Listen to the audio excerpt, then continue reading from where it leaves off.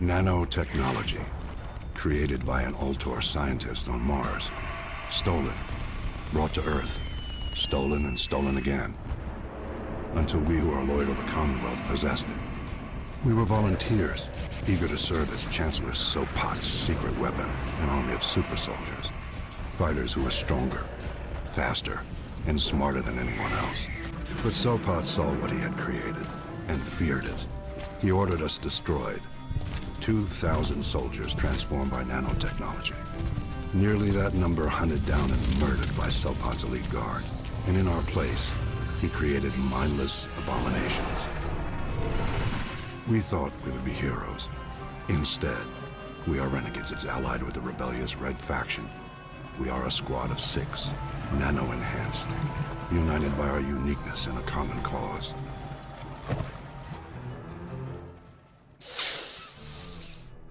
Yes. Yes.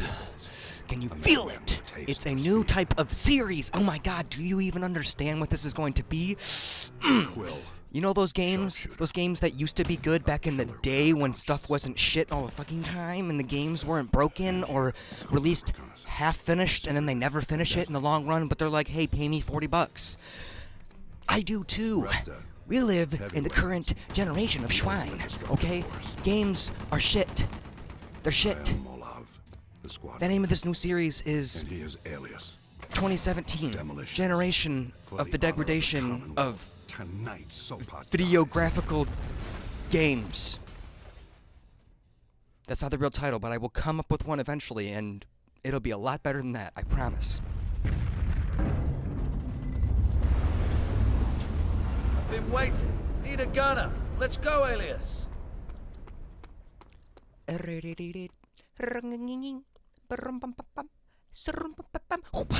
Explosions.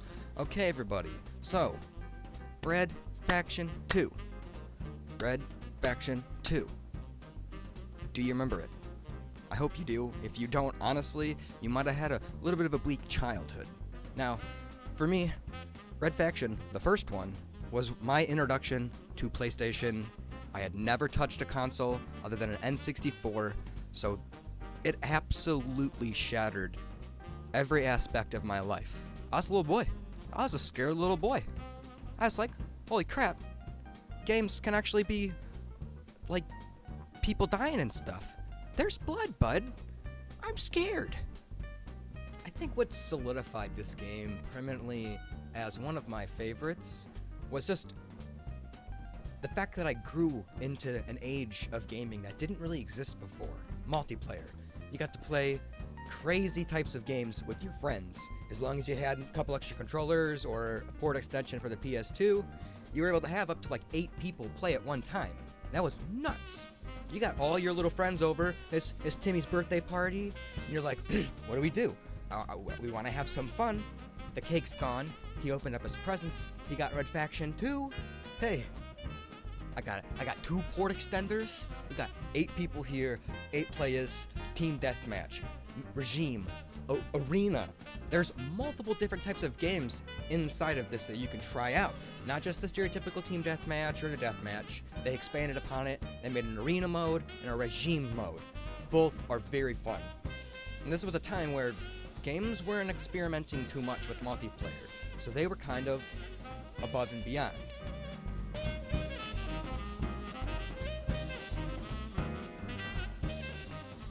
As you can see, there's a lot of maps, a lot of them, and they're all nice. They're all very fun and well made. A couple of them, they're kind of out of character for the game, but it adds a nice touch. Also, fully destructible environments. Now that is a game changer. That lets you, honestly, not even play the deathmatch. Maybe your buds just want to build some tunnels. Maybe they just want to shoot some rockets up in the air and wait for them to fall back on their head. That was so much fun.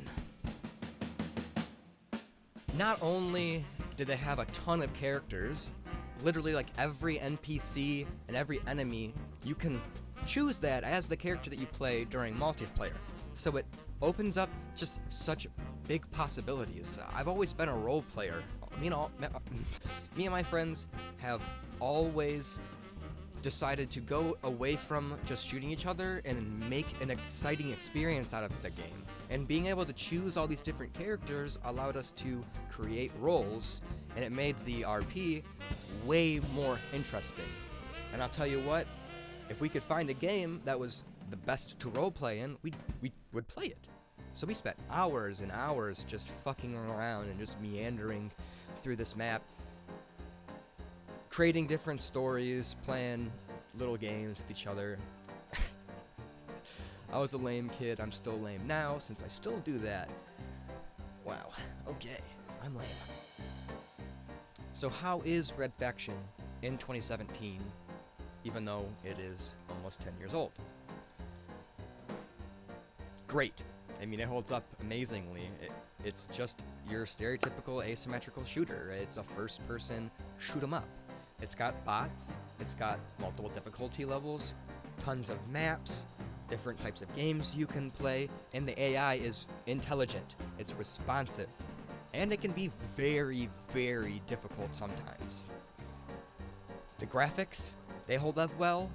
They have rounded character models, the explosions look great, the biodegradable universe is just amazing as well.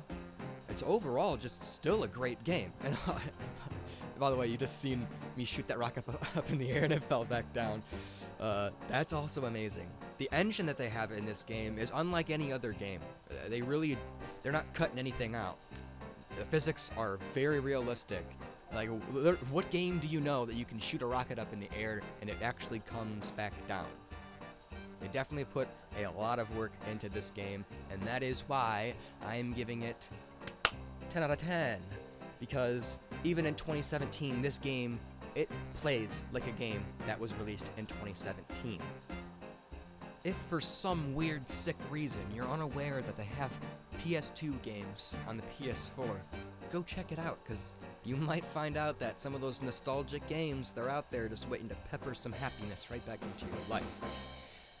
The only games that they have right now are just original PlayStation releases. Maybe they'll start bridging away. I'm hoping that they might release some more of the weirder games, the ones that not a lot of people played, but were pretty impactful on a small group of people. Look forward as well to seeing more. I might put some matches of these games after I do a review video, just so you can get a better idea for yourself and see if you want to buy the game, actually. I would suggest that you buy Red Faction 2 if you have not played through it. It's a good game. It has an amazing story. It's just all over the place. It's very cinematographic. I didn't show too much because I don't want to spoil anything for anybody. The only thing you got to see was the opening sequence. So hope you guys enjoyed this. Subscribe down below if you enjoyed it and you want to see some more stuff like this. Comment if I did anything wrong. Tell me what you think about this green screen. I like it. It's fun to record with it. I think it makes things a little bit better. So this is Commander of Nation, and goodbye. See ya.